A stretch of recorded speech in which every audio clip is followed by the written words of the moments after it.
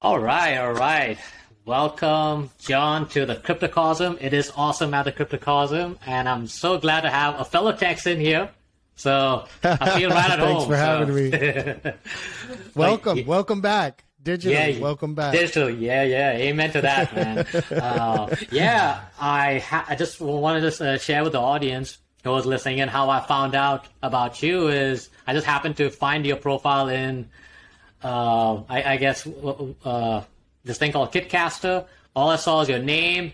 You're from Dallas, Texas, and there's something about crypto. So you know what? Let me talk to this guy. And next thing I know, he's in DeFi and doing a lot of amazing stuff in Texas. So Thank you. Hey, Thank you. We're worldwide. We're doing it worldwide. Not just I happen to be in Texas, but we're really currently establishing worldwide. So yeah, for sure. Thanks for having me on today. I really appreciate it. Yeah. First of all, I'm just excited to actually, I would love to just talk more about, of course, your project because it's all about decentralized finance. So, but could you explain, like in simple terms, what DeFi is all about? So to me, I think there's a big misunderstanding right now, or let's not call it a misunderstanding. Let's call it there's a big divergence in the breakdown or the definition of what DeFi is. So I'll explain maybe the two different versions that I see, and I'll tell you where we are. Okay, so the two different versions that I see are you have the purist, the maximalist, who calls DeFi a decentralized, you don't know who the developers are, or the very, the who they are is can be anybody. They can come in and out. Some dock, some don't. You have a platform that's run by who knows who pushes the button, who turns it on, who turns it off. And then you have the benefit of this decentralized financial system being able to benefit the people who partake in it. Okay. And so that's one version of DeFi that I hear about. I don't think that that's where DeFi needs to end up or needs to evolve to. That kind of is where it is right now, but you start to see a lot more protocols that are centralized to the point to where there's a security factor. You feel good about who you're, participating with. But the true spirit of DeFi to me is decentralizing what I call, the capitalistic model of the current and past, right, is really centered around a top-down distribution of wealth. So let's look at a traditional bank. You go in, you put your money in the bank, and you get no value other than it's safe. Right. I mean, there's a lot of places, the blockchain is probably safer to put your money in if you know what you're doing, and it'll get safer and safer. But, the people still want something that feels safe to them. And having with some of these other protocols like BankSocial and some of these other protocols that are out there where you have a team, you have a company, but at the same time, the people, what I'm calling social capitalism, where it's no longer top down, it's a network effect of if you participate in the system and you stake into the system, you have the ability to benefit. So that's the decentralized finance nature. Essentially, me and you, not as CEOs, but as users of the system, other companies or other people or whoever's part of the decentralized system being able to benefit from the use of that system. So that's where I think DeFi is trying to go, and that's where BankSocial is on that side of DeFi, where everybody benefits, but you still have the security of knowing that it's not just a bunch of guys all around the world that you don't know who's pushing the button, but it's decentralized. Hey, great, there's a DAO, it's decentralized, we're good, let's go, let's start spending money. That's not how we get the masses, the every people to jump in. Okay, yeah. No, Does that that's make interesting. sense? Yeah, it does. Yeah. Because I'm just ever since I heard about it, MakerDAO, Compound, now there are so many DeFi platforms coming in. So but I think I just find it interesting, with your project, you're trying to focus on the local level. I guess not local level, but I guess between individuals, and from then on it's trying to grow. So, the protocol's name is BankSocial, right? And initially what we came out with was decentralized peer-to-peer lending. So there's no, there's no bank that's making a loan and making all the benefit, and your only benefit as a user is that you have a safe place to put your money, because that's how banks work right now, right? Sure. Yeah. You go in, you put in $100,000, that's it. Your $100,000 will stay there. That's about it, though. And then they'll use your money. Technically, what happens in a traditional bank, technically in America, in most places around the world, is when you go deposit money, you actually have given them that money, and they write you an IOU. In the contract you sign with them, you have an IOU that they owe you that money. But now you've told them that they can use it to lend. Okay? So in a BankSocial ecosystem, the opposite is true. That's yours. We've created a contract between people that will essentially facilitate the movement of those peer-to-peer loans around the blockchain for you to benefit from, for really everybody on the ecosystem that's utilizing it to benefit from.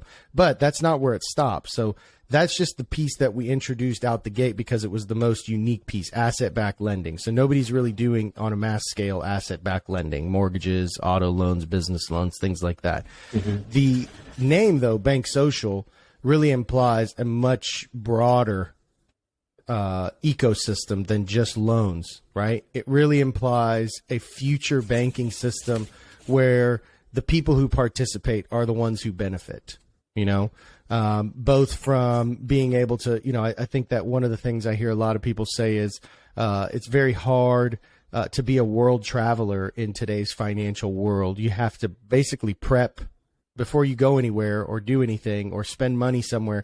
You have to prep, right? You have to turn on your credit cards or call your credit card companies and, tell them you're going to be spending here. Or if you're buying something online, it gets shut down because it's out of the country and they didn't recognize. Yeah. I mean, that's just a very small part of it. But even when we're looking at lending, the banks decide who gets the loans, and it's not possible for somebody in the Philippines to fund a car loan in the United States. It just doesn't exist, right? Unless you're a multi-billionaire in the Philippines. And so, we're aiming to create this backbone, this financial backbone that not only people but other platforms can build on in the form of BankSocial, really reimagining an evolution of banking systems to the blockchain. Yeah, no, this is interesting. Yeah, because there's no real interest because the funny thing is, many of my friends, some of I guess some of my colleagues, also in the financial services space too, they don't really know how money is created, how the Federal Reserve works and all that stuff.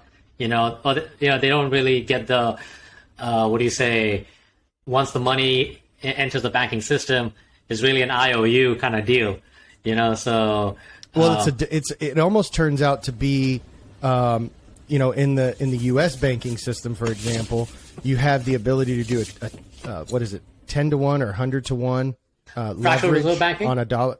Yeah, fractional reserve banking. So essentially, everybody, and not a lot of people know what fractional reserve banking is, but it's like the ability to take $1 and lend it out 100 times or 10 times or 50 times. So essentially, you're creating leveraged assets and borrowing somebody's borrowed money, and it's, you get to the point to where you've got this system of leverage that, it only exists in computer systems because there's no physical money to back it up. And that's like in 2008 when you had the crash.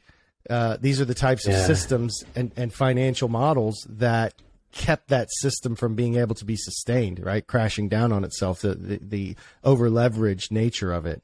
So, the money flowing in, right? Like, for example, in the United States right now, they just printed 30% of all money that's ever been printed just got printed in the last year. Yeah.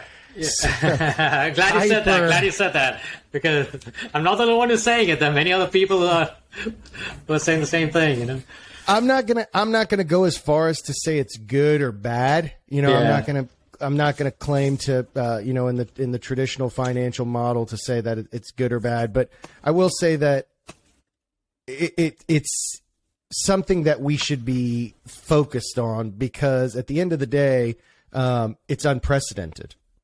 this much entry of additional funds. And if we look at it and we say at the end of the day, let's say the argument from governments and people who are making these decisions is that it's not a bad thing. That's great for crypto, because I think we see the same thing in crypto. We see an unlimited amount. I mean, look at these tokens that launch with quadrillions of supply.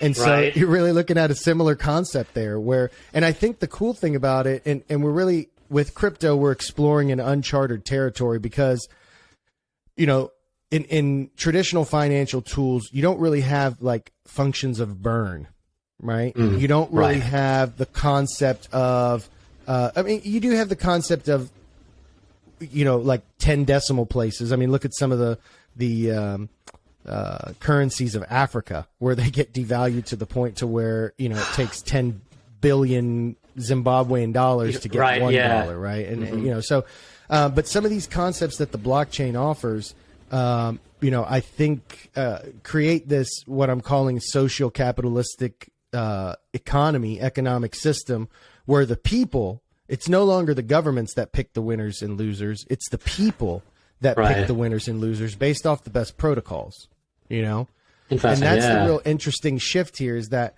for the first time ever in the history of humankind, I believe, not only do you have the transparency of financial movement, but the people have been given the ability to control the where and the when.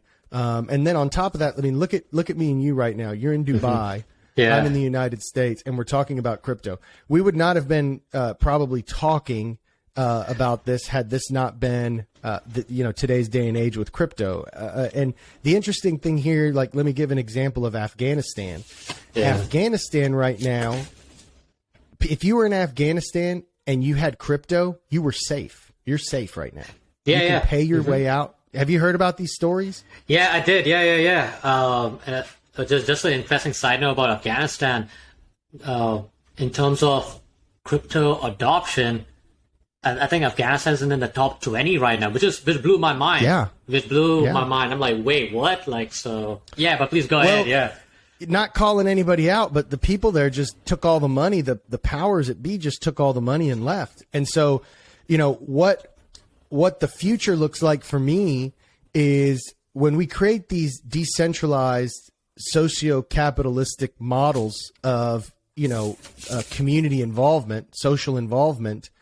I don't want to have a war with Afghanistan when half of my community members are in Afghanistan, or 20% or 15%. I don't want that. Right. I don't want that. And for the first time ever, we're seeing that there's a way for not only the decentralized financial aspect of these things, but the decentralization of culture and societies. Right. Yeah. Does that make sense? No, true. Yeah. I know. I mean, we are the living testament right now. You know what I mean? Like, we're a living testament right now. Like, I'm sure we'll be friends after this and for a long time. And I would never want anything to happen over there, because I know that you're over there, and I don't want that to happen. Right? Sure. Yeah. I like you. You look like a really cool person, and so I don't want that to happen. And I think that's one of the features of cryptocurrencies that, I think a lot of the people at the top of the cryptocurrency food chain right now, they don't want to say these types of things because they know that they're true, but they don't want to, tick off any, governments. But I will say it. I will say it because me too. I mean, no, I'm agreeing with you. Like, I guess when it comes to, with cryptos, personally for me, it's my way of fighting the powers not meant to be. You know what I mean? I was talking with a friend of mine yesterday. One of the things, like when you look at these SEC cases and you look at how now, actually on my podcast the other day, I had an attorney and a law professor from King's College in London joined me yesterday on my podcast. Wow. Okay.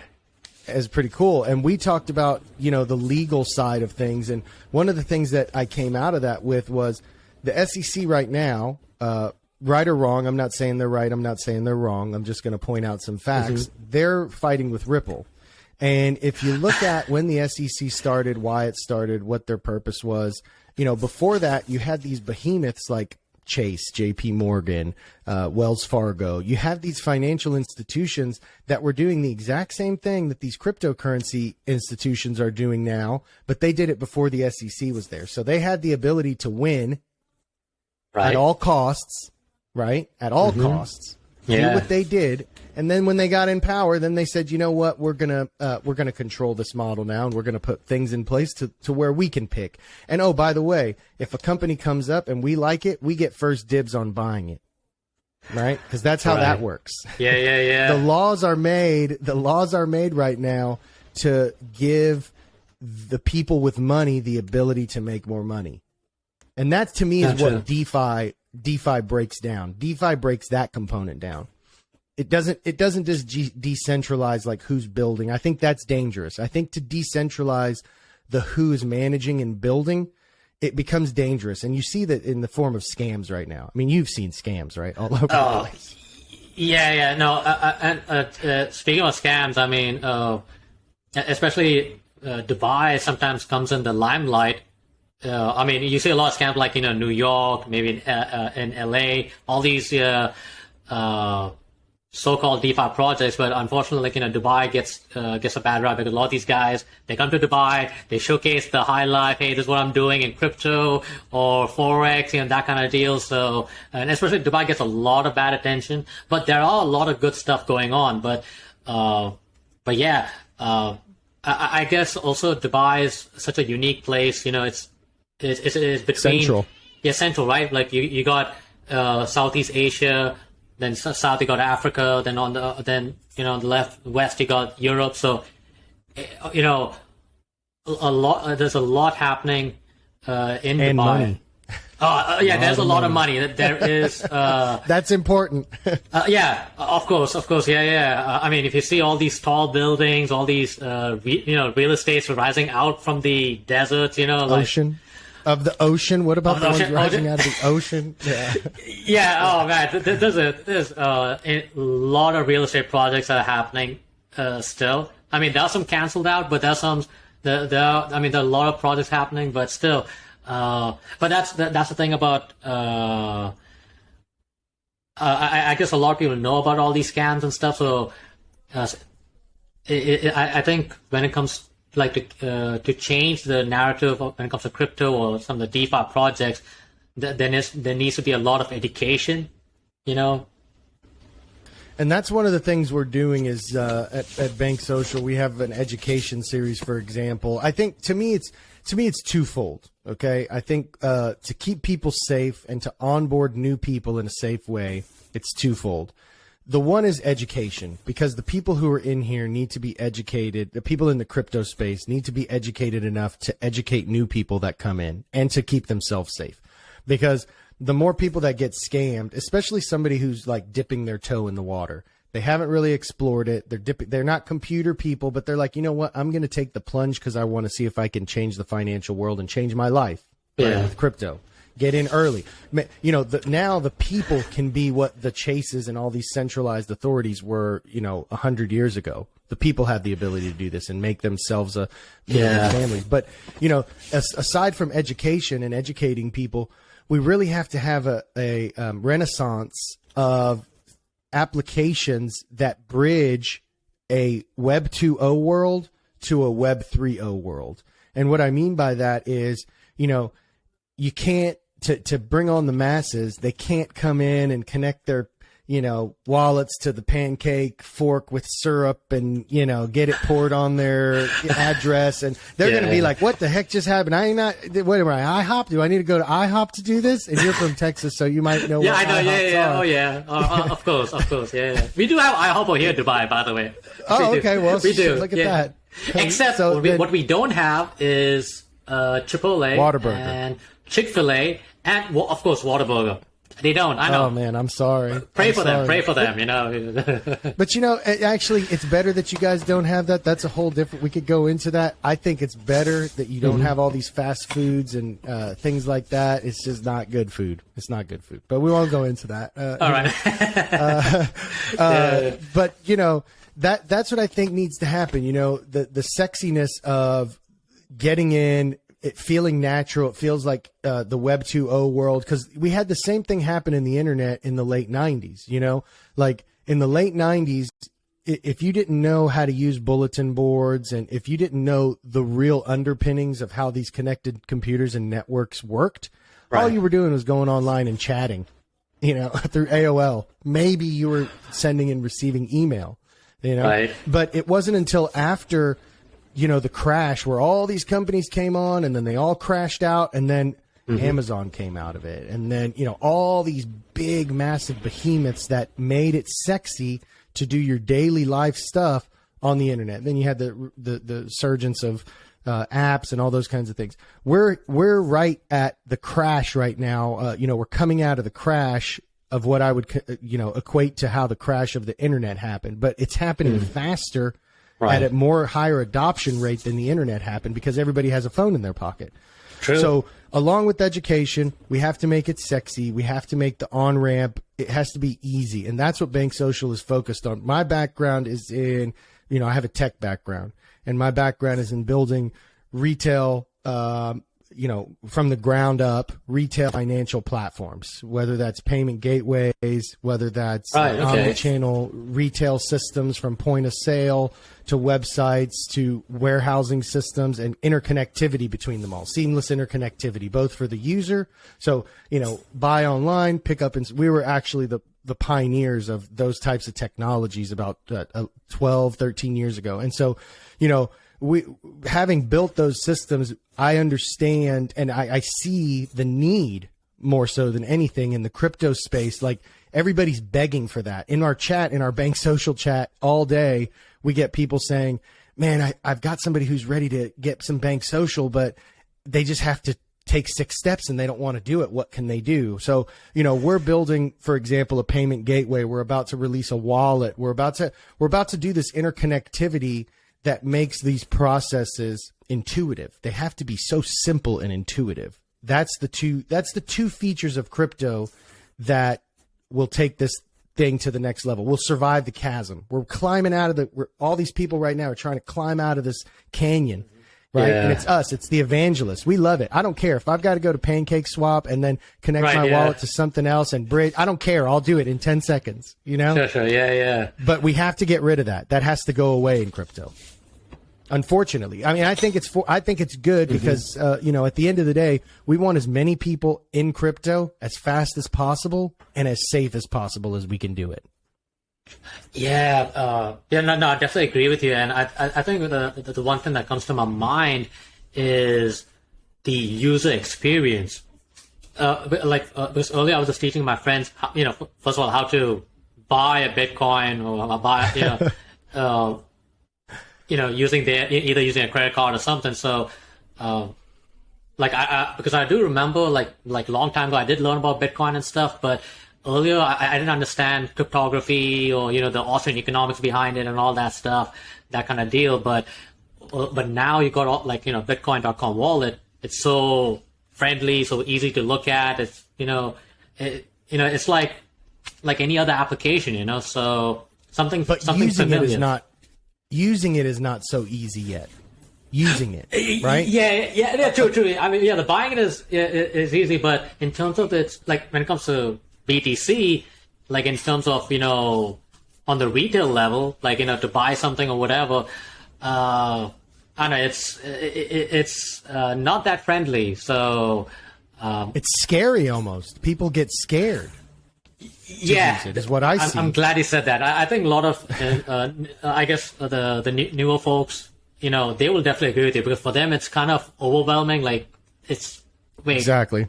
It's all alphanumeric numbers and wallet addresses. Like, people don't want to see all that. You know, they're not used to these types of things. And to ask, like, think about your mom and my mom and your dad and my dad. Yeah. Yeah. They're not, you know, my mom's Turkish. So she's, you know, she moved here when she was 13, 14, 15. And, you know, she just doesn't have she wants to do it. She called me when I started BankSocial, kind of a funny story. My blockchain experience goes back very early. I was a pretty early adopter of Bitcoin. I used to go to Western Union and send money via Western Union to get Bitcoin in the early days, like in early 2010. Wow. And then I started mining it and all this kind of stuff. But, my mom, when she called me and she said, hey, I want to buy some Dogecoin, like this was about 6 months ago, I said, okay, the masses are ready now. So I need to get on crypto. of all coins, dude, that's crazy. That's of all coins. Of all coins, right? I mean, really, like, man, that's funny. But that just goes to show you that, of all coins, Doge being like, she could have bought Bitcoin. She could have bought Ethereum. She bought some Ethereum, but she could have bought Bitcoin because that's in the news most. She could have bought Ethereum. She could have bought any number of tokens who claim to be more utility than Dogecoin, and she didn't. She bought Doge. So that just goes to show you that people can, what I was saying before, where you have this socio-economic stratosphere of people being able to choose who they want to win, what they want to win. If they want Doge to win, Doge can win.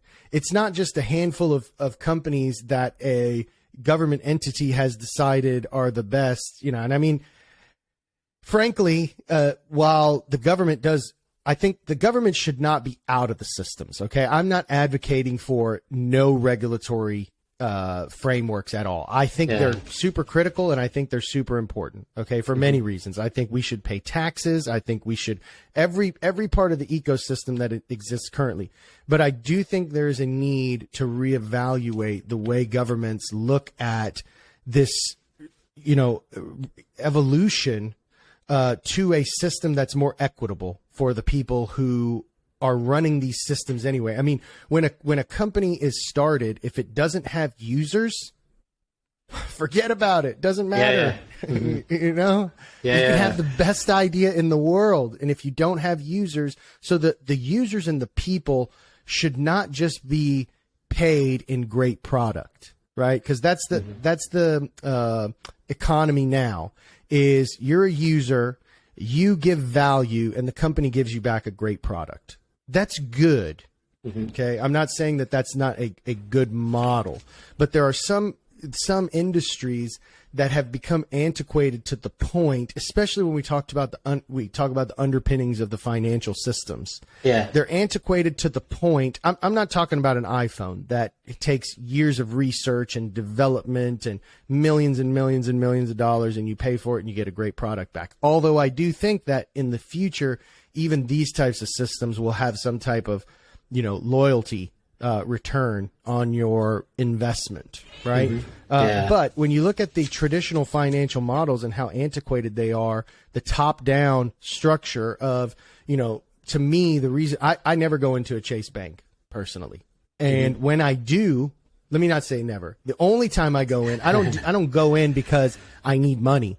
I go in because their online system is so bad that the data doesn't exist online, and I need it for some reason, whether I'm getting a car or doing this or doing that, and I need that data, and are forced to go into the store to find it. That's it. And so these antiquated systems, I should not, in today's day and age, there's no reason why I should ever have to go into a store. I mean, quite frankly, ATMs can handle 95% of what, there's literally AIs that, I was on Amazon, a package didn't get delivered to me. I clicked through about 3 steps, and it reordered my package for me. Like, it figured out what was going on, reordered my package for me, and did it. Like, we can live with, 70% AI solutions at this point. I'm not saying shut all the stores down, or even BankSocial when it does what it wants to do. It could still have locations, but in Dallas, for example, there's 50 Chase locations. Just don't see the need, other than to justify we need to make profit so that the guys at the top can make millions and billions per year. True. Man,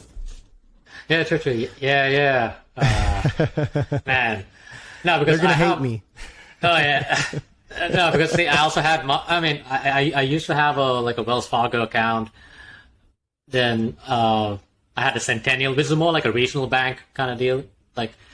But as far as when it comes to the traditional financial space, definitely agree with you.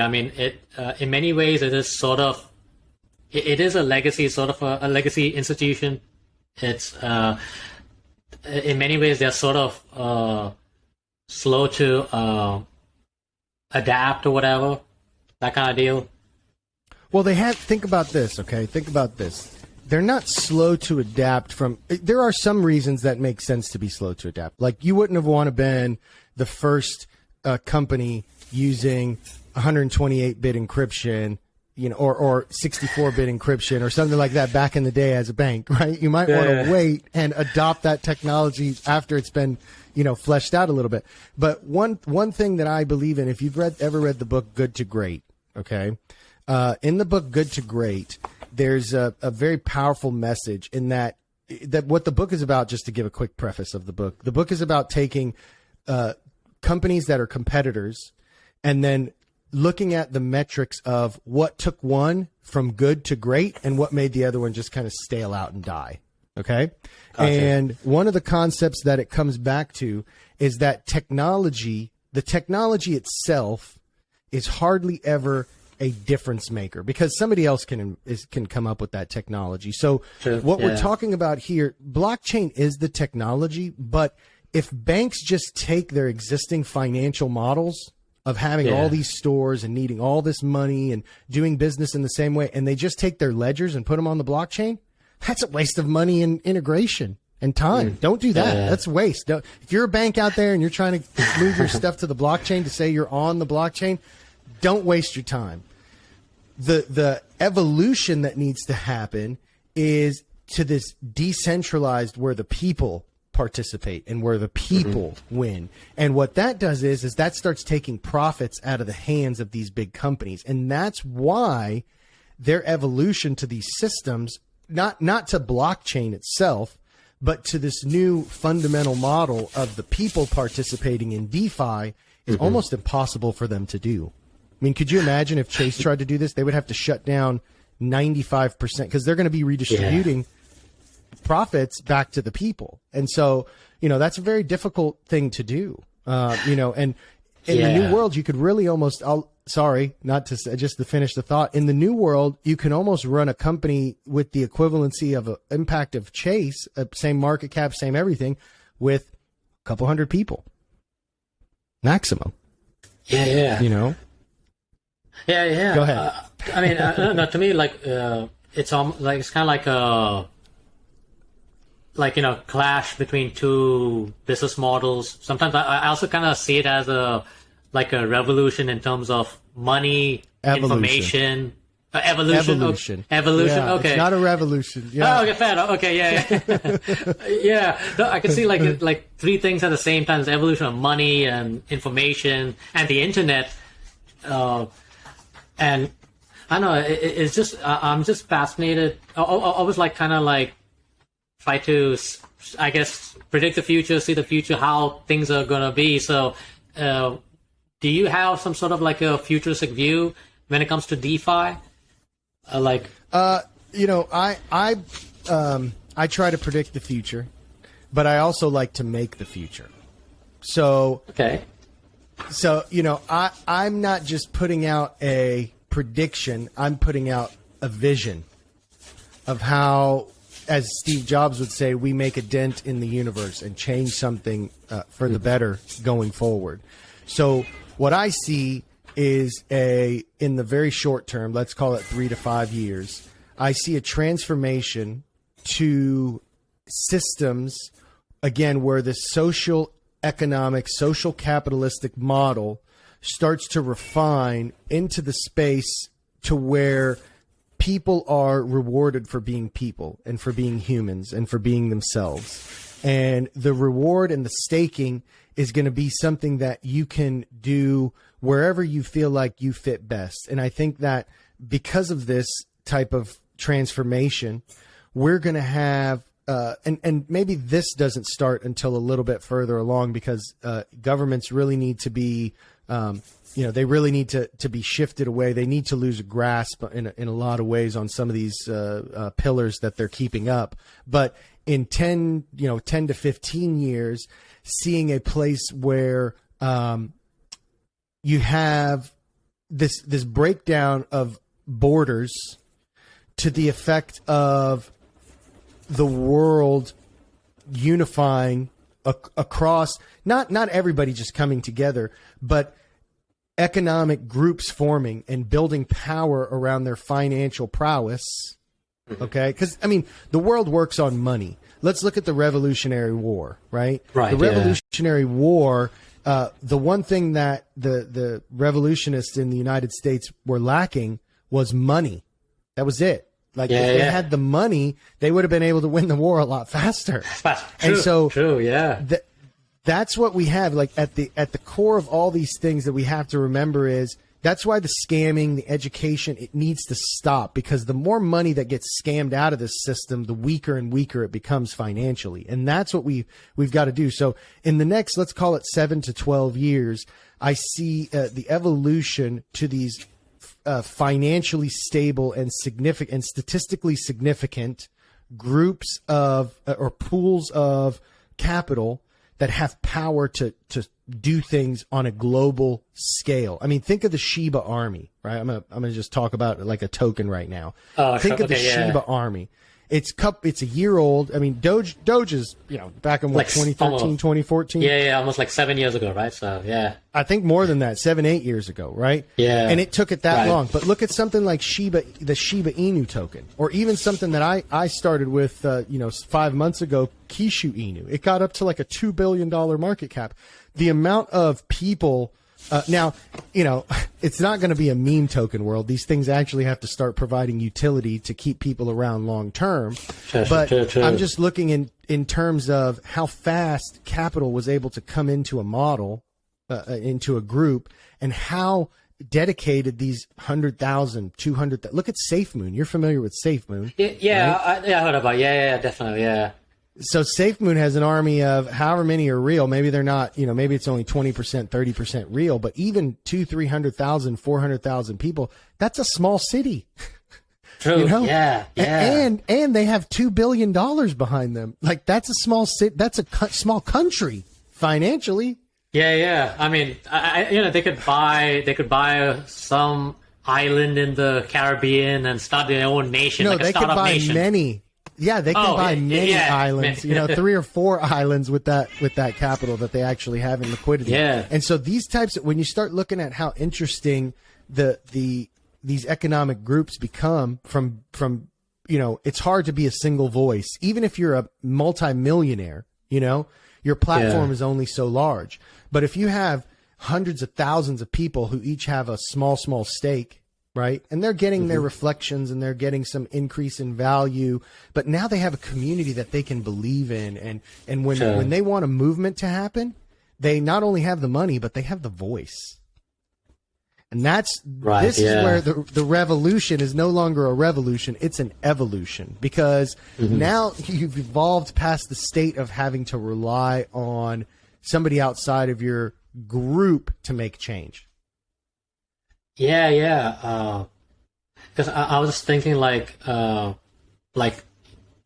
so the group, but so as an individual, now, like say for example me, like if I'm using all these DeFi platforms, like it's my chance, my opportunity to actually have income mobility for a lot of people. Like for a lot of people, I can see that if once people start getting that idea, wait a minute, instead of like working 9 to 5, in a cubicle, but if I'm able to generate wealth, I have the mobility to work and move anywhere. I mean, like, and then on top of that, the social aspect comes in. I mean, it's just incredible to just think about it. Right now, creating wealth is a thing because we're early. Okay, but as we get, right now, I think I was talking with the doctor the other day, $22 trillion of global economic volume yearly. And right now, the crypto space has about 2 trillion of that. So 8%, 7 to 8% of the total financial volume going through the world's financial systems, 7 to 8% is in crypto. Right now, there's a chance to make money, but the future state is more so being part of a community. You can still make money because of all the DeFi programs that will allow you to stake and loan, and then you get benefits off of it, and that will still exist, and you'll be able to create generational wealth. I don't know that you'll be able to, in 10 years, quit your job because, yeah, you might be able to find a protocol that you get into. But right now, if you get in, yeah, absolutely. As you ride this wave up, for sure, be an early adopter. That's why I think why we're here.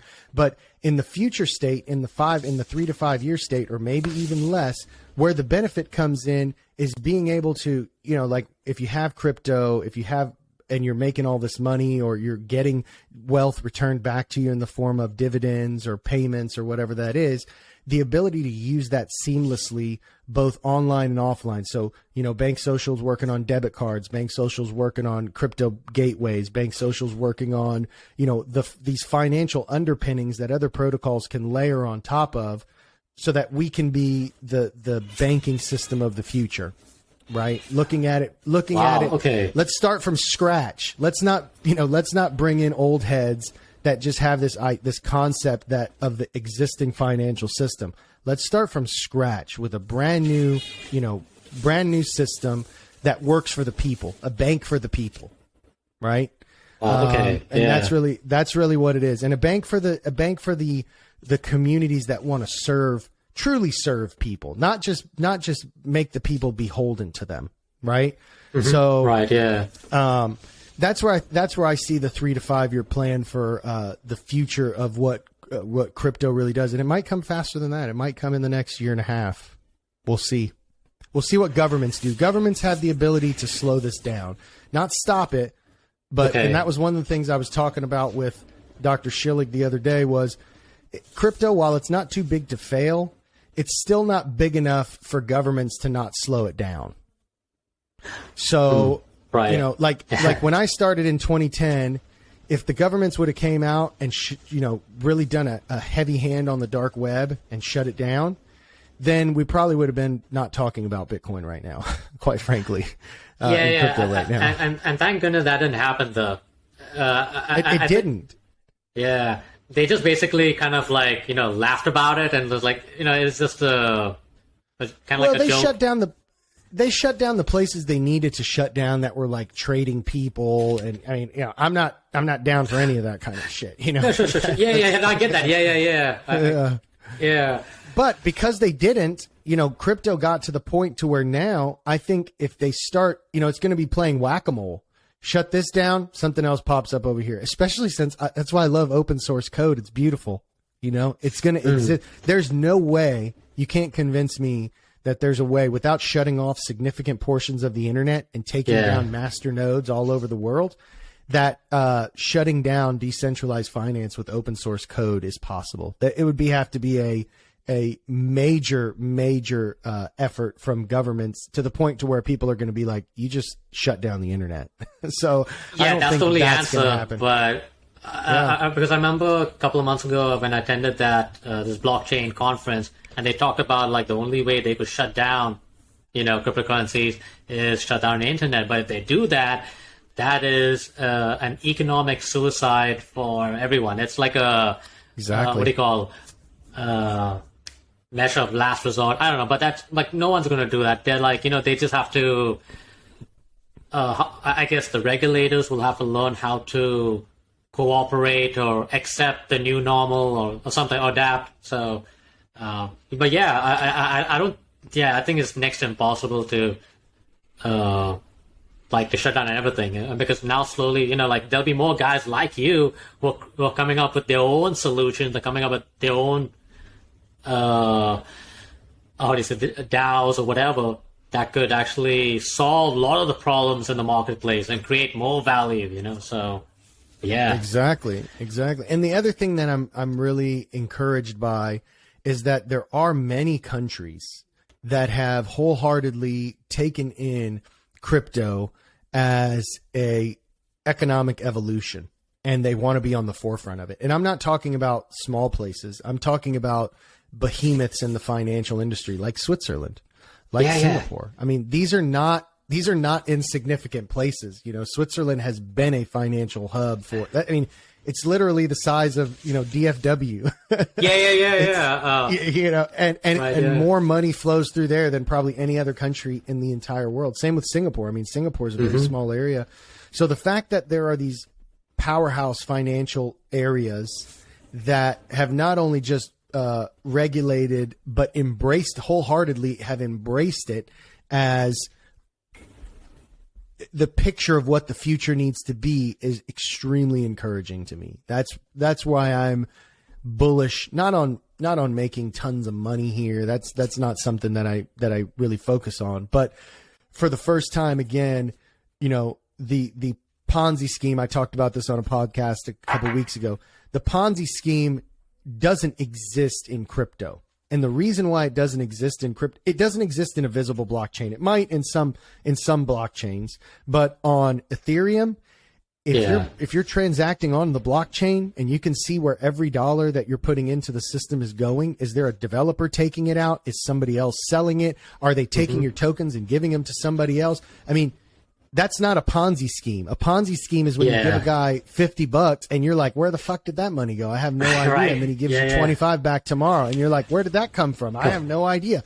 So crypto, blockchain, things like Ethereum cannot be Ponzi schemes. Okay. And so true. Yeah. For the first time ever, our societies have the ability to have a true visibility into the financial underpinnings. Where is it going? How is it happening? And that's why we have the power to pick the winners and losers. We're not going to be in a situation like with Goldman Sachs where they're, doing something that's over leveraging and creating derivatives. We can actually look at that as smart people, because not all of us have to be smart, just a statistically significant portion, and say, hey, whoa. Look at what's happening here on the blockchain. Look at this AI that I've built that's following DeFi projects and calling out the ones that are doing leverage buying. And how do you think they're getting companies like Binance? I mean, look at the beauty of this. Let's talk about this real quick. Binance has been scrutinized and tracked, and they're potentially stopping Binance from doing things that could have large financial implications because of how they're trading derivatives. Okay. Right. You didn't get that when Lehman Brothers and Goldman Sachs was doing it. Why? Because nobody fucking knew. Excuse my language. I agree. I agree. I know. At least 6 months later, they figured it out. I mean, that was crazy. Same thing with Enron. Back in the early 2000s. Nobody knew. Yeah. No, I agree. Yeah. Who was the guy before Gary Gensler? What is it, Henneman? Heinemann? No, he had this. I guess he's like a New Yorker guy, like an Italian name. I forgot. Let me see. I'm looking it up right quick. Because I remember him. He made the statement a long time ago that if we had the blockchain, just right before the financial crisis, they could have been able to, They were able to find out that Lehman Brothers, I mean, they were running on smoke for like 6 months till it crashed. You know what I mean? To me that was crazy. I remember, it was 2008. Then right after 2009, I remember that was the time I just graduated. That was No, go ahead. Sorry. No, you're absolutely right. I was just saying, man, it was just like, wow, just seeing, people leaving Lehman Brothers. I think I remember some guys I know who were,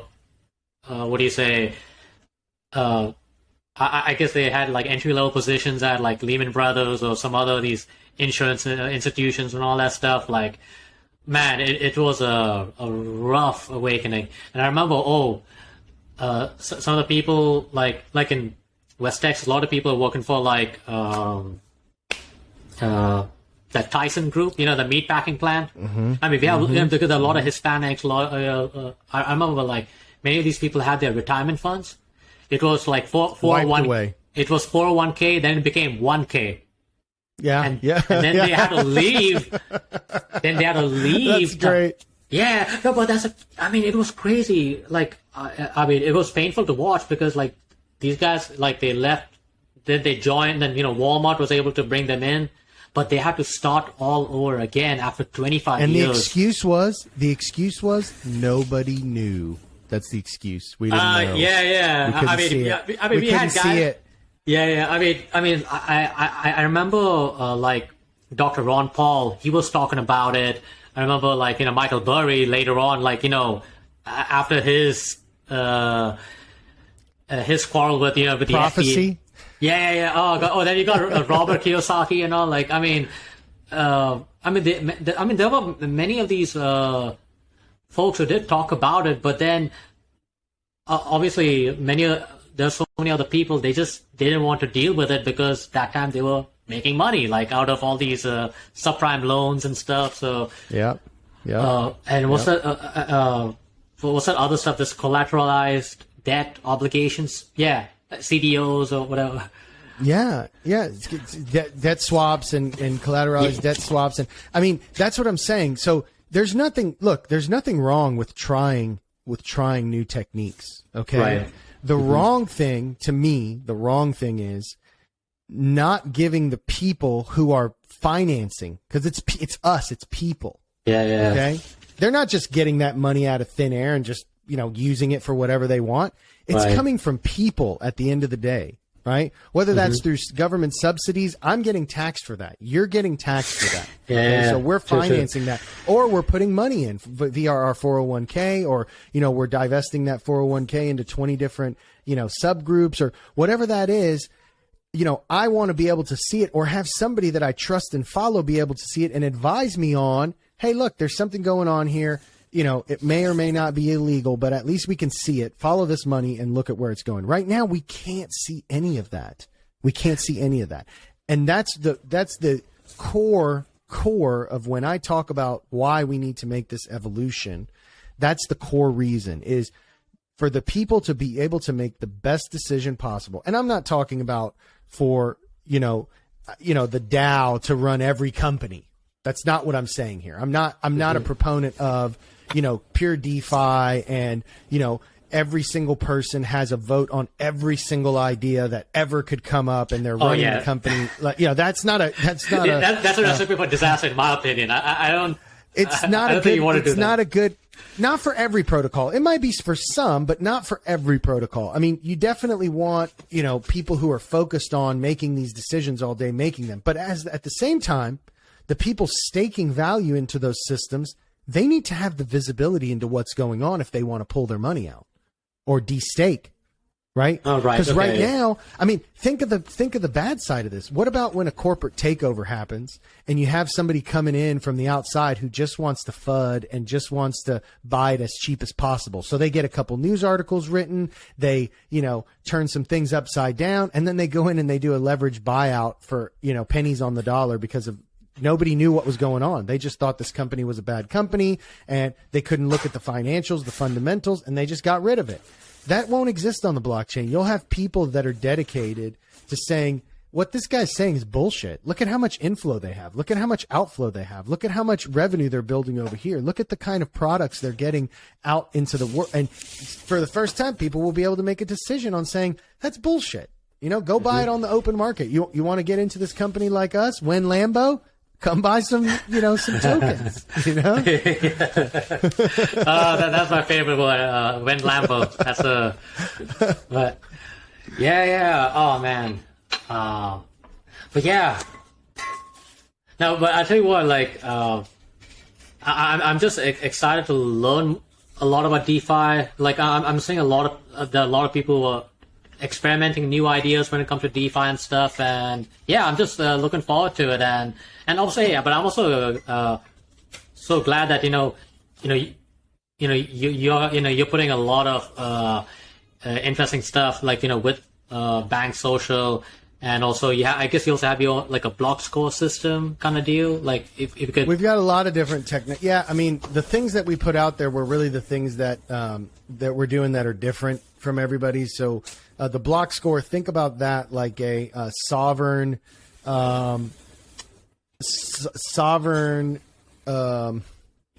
Trying to, without giving away the actual, what's working behind the scenes before we release it, but it provides you with the ability to remain sovereign with your data, but in a way that's reusable on the internet. So think of it right now, or in Web3. Think of it right now when you go and you apply for a loan here or you sign up for something here. almost every time you're going in there, putting your social, putting this, putting that. Right. And then they're going, checking your credit, checking your scores, doing this, doing that. The BLOCKSCORE will be a protocol that will allow other entities to say, hey, we're going to check who you are, if you're really somebody that you say you are, what your profile looks like, what your credit score looks like, what your social credit score looks like, and we're going to determine it based off that. And we will be a trustless, self-sovereigning system that allows you as the user to control all of your data while at the same time fully providing it in a transparent way, in a way that doesn't divulge any of your information, private information, unless you want it to, of course, to anybody you want to interact with on the internet, as far as either, somebody as a user, or like if you're doing peer-to-peer lending, the people on the other side want to know that you're a real person, that you have the ability to pay back the credit. But at the same time, you don't just want to give your information out to every Tom, Dick, and Harry. Right. Yeah, I know. That says they want to provide you a loan. Like that's a system for rampant abuse. Yeah, sure. Yeah. Because I know, like in the States, but you got your credit scoring system, like your TransUnion, Experian, and what's the third one? It's Experian, TransUnion, and Equifax. Equifax. Yeah. Good thing you said Equifax, because I remember they had a hack. They're like maybe like say 4 million accounts. The info was leaked out and stuff. So yeah.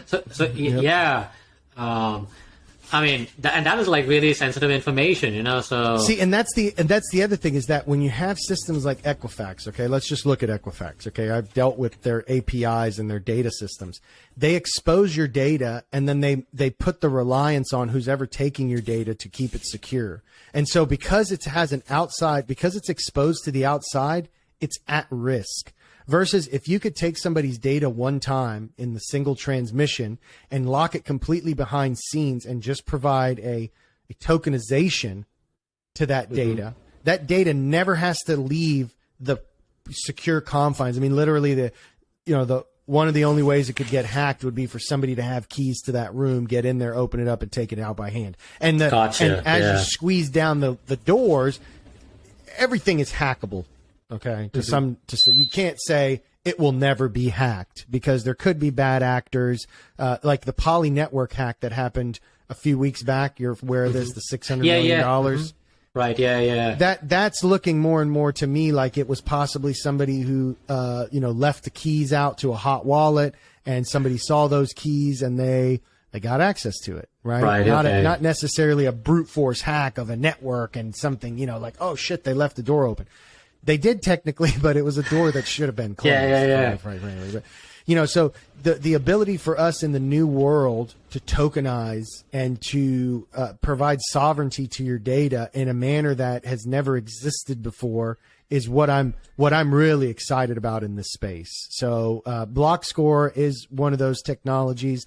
We're also building a payment solution technology. That other protocols can layer on and layer into. Our goal again is to provide at BankSocial legitimacy to the space, from being a centralized authority of people that are verified, regulated, trusted, but again, putting those systems, building technologies that allow the people to be the beneficiaries of the value created. All right. Yeah, no, that's pretty cool. Yeah. No, anyway, I'll tell you what. I know we are. We could talk all day. I know. Yeah, no, definitely. I know. I mean, we can talk a lot. I mean, to me, I just really love the space, and I think comparing my experience with the traditional finance or what I'm saying crypto, like or the blockchain space, the folks who are in the crypto and the blockchain space, they love to solve problems. They see some issues. They want to create something that will alleviate the pain or, increase the value. But when I see in the traditional financial space, a lot of times I always get hit with, there's regulations, or no, they can't do that, or no, we can't do this, or there's a lot of bureaucracy kind of deal, So I think that's what kind of, I guess, inspires me, and now I feel really highly positive about it, So, but just to end this, there's not going to be the last episode. There's going to be way more. They definitely want to talk more about BankSocial. But I just want to ask you, I'd love to, about like how did you get into crypto? What inspired you? And oh man, okay, Yeah. I'll keep it short. So. By the way, I want you to come on my podcast and we'll talk about some stuff too. So, Cool. But let me tell you real quick. So, I got into crypto, Bitcoin, of course.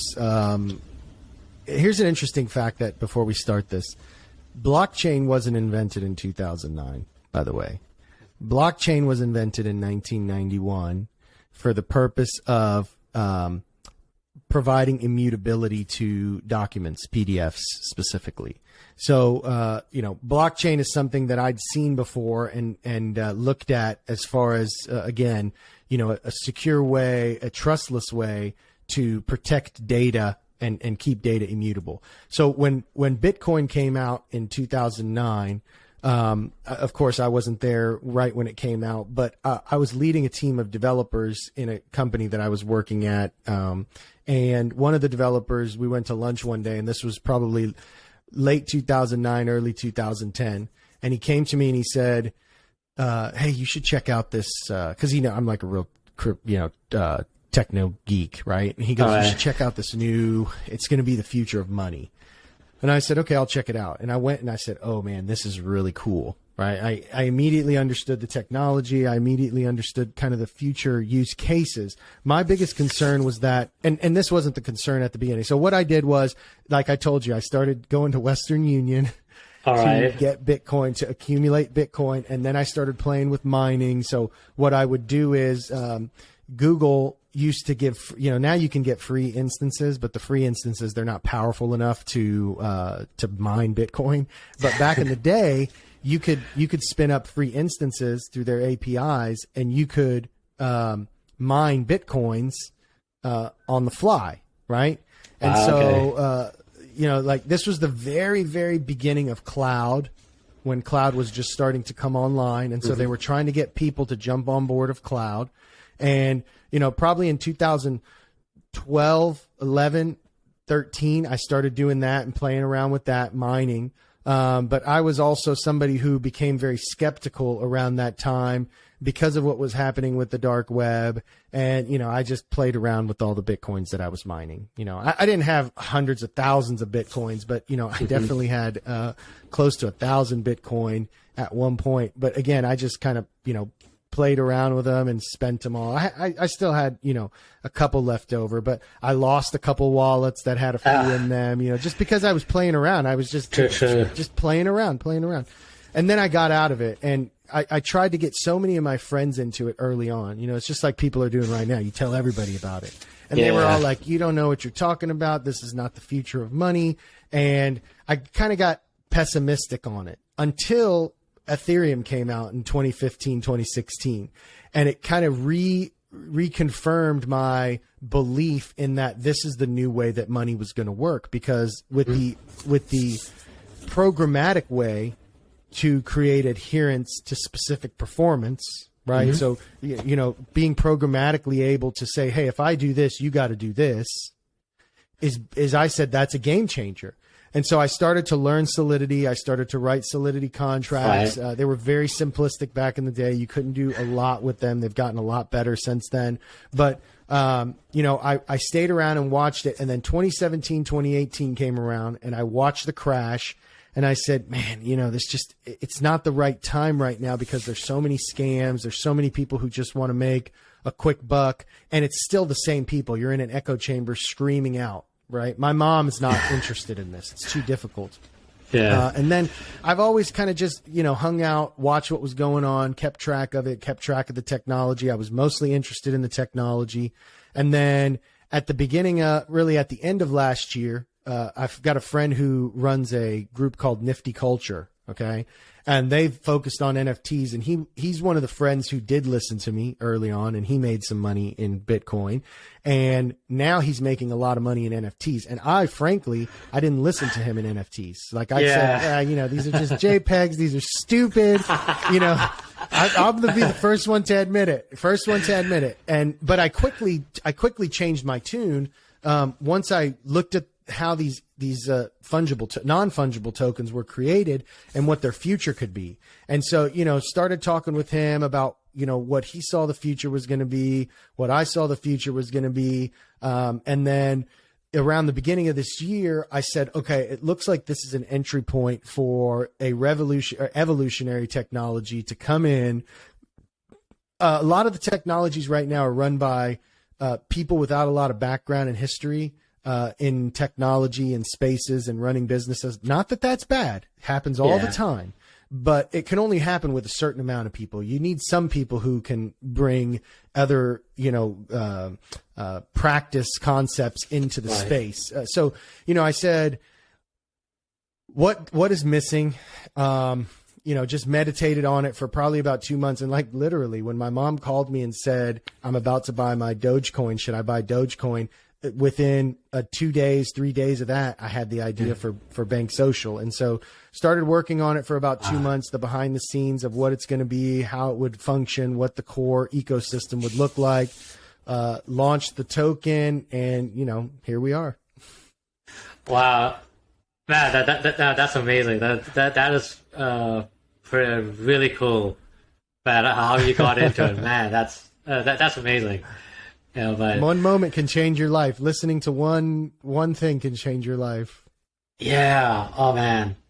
Yeah. But I feel like it wasn't just one time. It was a bunch of times. They kept knocking on my door. Crypto kept knocking. God kept saying, "Hey, crypto." So, I think some other friends who are definitely done well in the crypto space. I mean, they have talked about it, many times, more from the investment point of view, but also from other aspect of life as well. So it's sort of similar. Like they kept learning about it many times. Only then they're like, okay, let me dive in deeper, and you can say they kind of saw the light. For me, I kind of saw the light, but then I got scared, moved away, kind of deal. But I mean, that's the whole. That one I will share in your show for sure. You could come on and share it on my show, yeah, for sure. Sure, yeah. But anyways, first of all, thank you for your time. Thank you for sharing your history and your insight, as well as what BankSocial is all about and what's the future about BankSocial. And definitely would love to learn more about it. So, and just for the folks who'll be watching it on YouTube and also on my all other podcast channels, where can they learn about BankSocial? You can go to BankSocial.io. You can come to our Telegram group, t.me/BankSocial. Both those areas. We'll be launching a new website here in about 2 weeks. It's going to be an amazing step up. It's going to be looking like a Fortune 100, Fortune 500 type website, as well as our blockchain wallet that we're going to be a multi-coin, multi-token blockchain wallet that we're going to be launching here in the next week. So be on the lookout for that. All the love and all the power. I really appreciate you inviting me on, and you're welcome to come on. Thank you. We'll have to set something up. Thank you so much. And congratulations in advance. Hey, I'm looking forward to it. Yeah. Awesome. Thanks so much. Anyways, thank you all for tuning in. Y'all be good. Y'all be safe. We will talk to you soon. Bye for now. Thank you. Bye-bye.